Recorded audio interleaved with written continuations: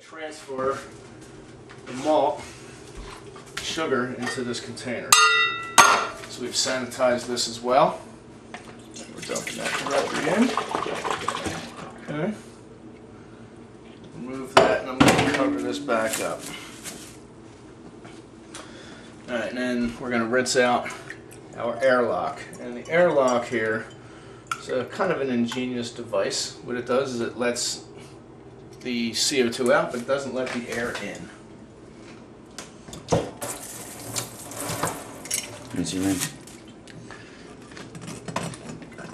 Now, because this thing was not perfectly suited for this, I'm going to use a little bit of plastic wrap to kind of help with the airlock. But here's the whole concept of it right here.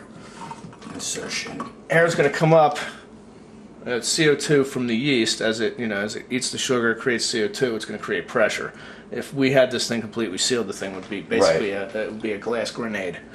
Okay, so it has to allow the CO2 to come out. So it comes up through that tube, and what we're going to do is we put a little bit of water into that tube right there, like that.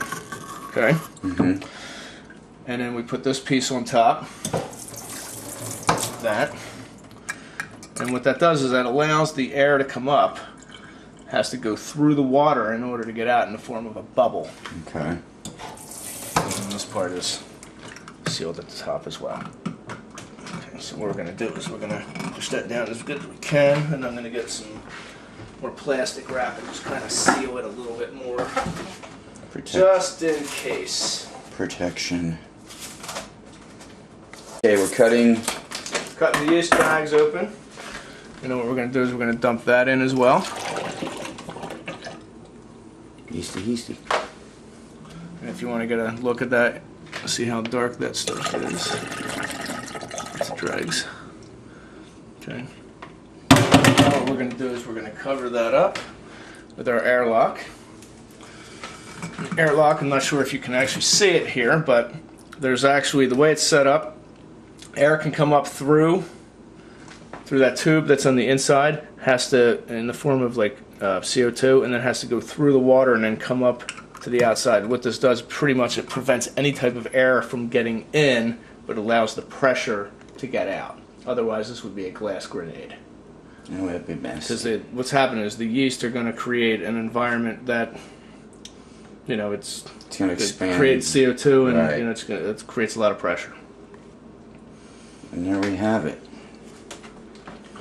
Now there's plenty of oxygen in there already. Typically you would want to shake this up. And what I'm going to do, I am going to take that airlock off, and I'm going to just shake it up and kind of aerate that a little bit to get it going.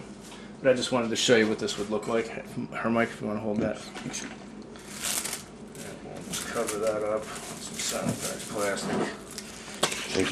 Shaky. Just agitate it a little bit. And Rick's injured right now, so it's probably not the best thing for his elbow and his arm. Well, but what are you gonna do? When you're trying to, save humanity from crappy beer, sometimes we get injured. And you better be watching this, buddy. There we go. And that's gonna create the barrier to our. Nothing's gonna get in there, so we're good. There we go. And now pretty much we just gotta wait. The yeast is gonna take a little bit of time before it starts going crazy and eating that, and it's gonna convert that into alcohol. They're gonna reproduce. There's all kinds of different phases that the yeast go through. It's gonna be in a big orgy in that bottle. Ultimately, what we want, we just want enough yeast cells, referred to as a pitchable rate. In other words, when we pitch the yeast into the beer, we have to have enough yeast cells in there to do justice to the batch. And typically that amount would be 100 billion yeast cells. Now in theory we have 200 billion already, but this was a slightly inactive batch. We just want to make sure, so we're double teaming it. We're going to double team it. We're going to make sure that we have 100 billion active yeast cells, not ones that are half asleep, drunk, or all messed up. So that's why we're going through this whole process, just to make sure. Catch you the next time.